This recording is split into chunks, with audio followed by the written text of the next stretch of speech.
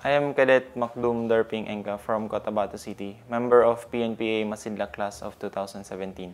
When I knew that I passed the admission exam, I grabbed the opportunity. Because I know na malaking opportunity po na maging PNPA cadet at makapag-serve po sa bayan. I saw na ang pagiging PNPA cadet po and eventually pagiging public safety officer is a great avenue po to help more than just far-flung families, more than just those families na determined namin.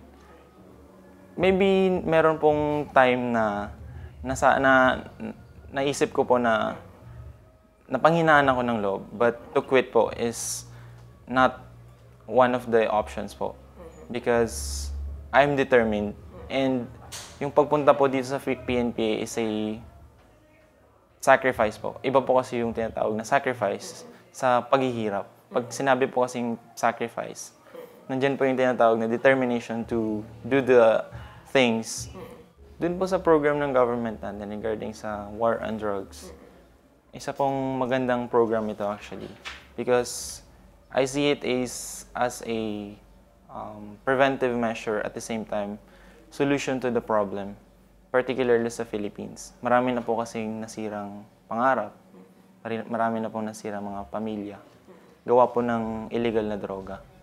So, I see myself as one of the agent to be part of the solution in eliminating or minimizing, if not all,